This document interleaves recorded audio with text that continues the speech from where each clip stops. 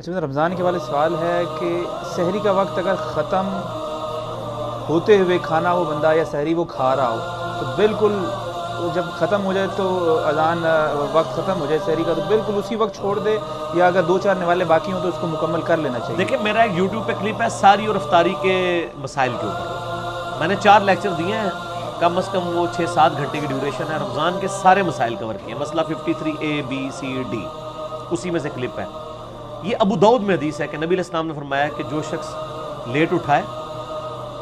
کھانا شروع کیا اور اذان شروع ہوگی، لیکن اس اذان سے مراد انڈیا پاکستان بنگلہ دیش افغانستان کی اذان نہیں ہے، نبی علیہ السلام کے زمانے کی اذان، اس کو میں بعد میں بریف کروں گا، یہ میں جملہ کیوں بولوں۔ تو اس کے ہاتھ میں جو برتن ہے جلدی جلدی اس میں سے اپنی ضرورت پوری کر لیں۔ نبی علیہ السلام کی اذان کیوں ہے؟ بخاری مسلم میں حدیث ہے کہ حضرت بلال اذان دیتے تھے سحری پہ اٹھانے کے لیے، اور عبداللہ ابن ام مکتوم اذان دیتے تھے جیسے ہی وہ پو پھوٹتی تھی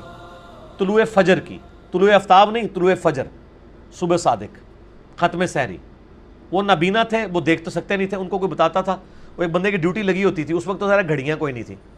اب تو ہم بہت بہترین ایکوریٹ کیلکولیشن کر سکتے ہیں صحیح مسلم پرو کے ذریعے اور باقی چیزوں کے ذریعے۔ تو عبداللہ ابن مکتوم فوراً اذان دے دیتے تھے، وہ اذان کا مطلب ہوتا تھا کہ پرو مسلم کا الارم بول پڑا ہے، ایگزیکٹ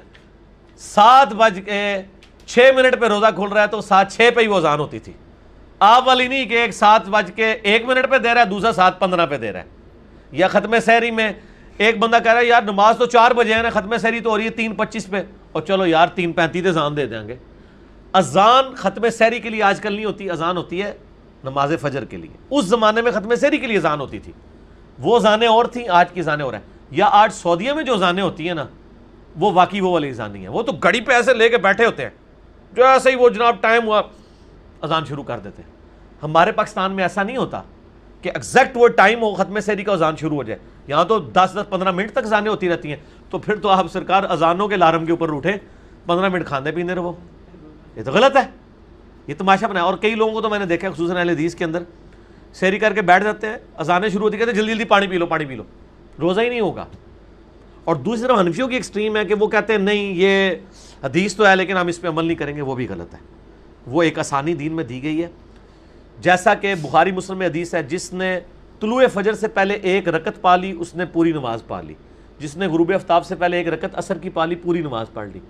کیوں؟ 1 رکعت تو پڑھی اس نے عصر کے وقت میں، 3 مغرب کے وقت میں، لیکن وہ جوائنٹ تھی، یہاں پہ بھی 5-6 نوالے اس نے لے لیے ختم سحری سے پہلے، یہ اس کے ساتھ جوائنٹ ہو گئے۔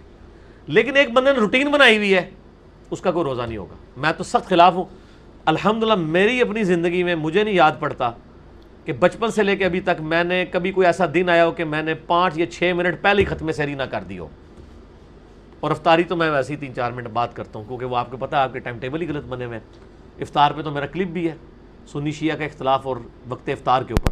لاکھوں لوگ دیکھ چکے ہیں یوٹیوب پہ، لوگوں کے لیے پریشانی بن گئی ہے۔ تو یہ مطلب ابو داؤد کی حدیث اس بندے کے لیے جو کبھی کبھار لیٹ اٹھے۔ اچھا اگر آپ اتنا لیٹ اٹھیں کہ آپ کھا بھی نہیں سکے تو آپ روزہ چھوڑ دینا سر،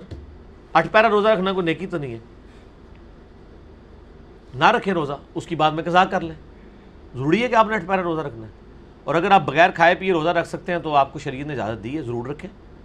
لیکن ضروری نہیں ہے کہ آپ نے روزہ رکھنا ہے اگر آپ کی سحری ٹھیک نہیں ہوئی۔ اسی لیے الٹی کا مسئلہ بھی آتا ہے نا ابو داؤد میں، بخاری کے اندر لوگوں کو کلیئر نہیں ہوتا۔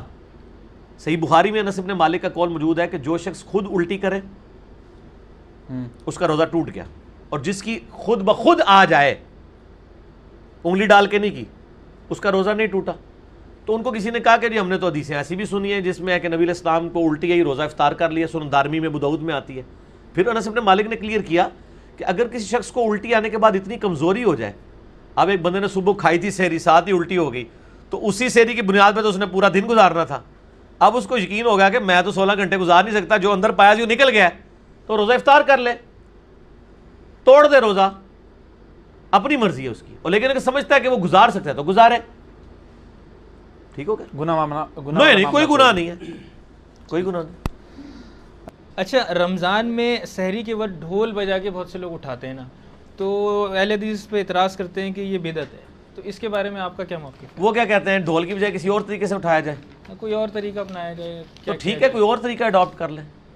وہ شاید سحری کے وقت اٹھانے کو بدعت کہہ رہے ہوں گے. تو سحری کے وقت اٹھانے کے لیے سنت طریقہ اذان ہے. حضرت بلال اذان دیتے تھے سحری میں اٹھانے کے لیے, اور عبداللہ ابن ام مکتوم جو ہے وہ ختم سحری کی اذان دیتے تھے. تو اذانیں پھر سپیکروں میں ہونی چاہیے, پھر سپیکر بھی اونچے ہونے چاہیے, زیادہ ہونے چاہیے, ٹھیک ہے نا. تو یہ ایک طریقہ ہے. اب تو میرا خیال ہے ان چیزوں کی ایسا جو اس طرح ضرورت نہیں رہی ہے, مستحبات میں سے ہی ہیں. اب تو الارم لگا کے اٹھا لیتے ہیں. باقی کلچرل کسی علاقے میں اگر کوئی دروازہ کھٹکھٹا کے یہ کر لیتا ہے, اس کو کلچرل ایکٹیویٹی رہنا چاہیے, اس کو بدعت کا فتویٰ نہیں لگانا چاہیے.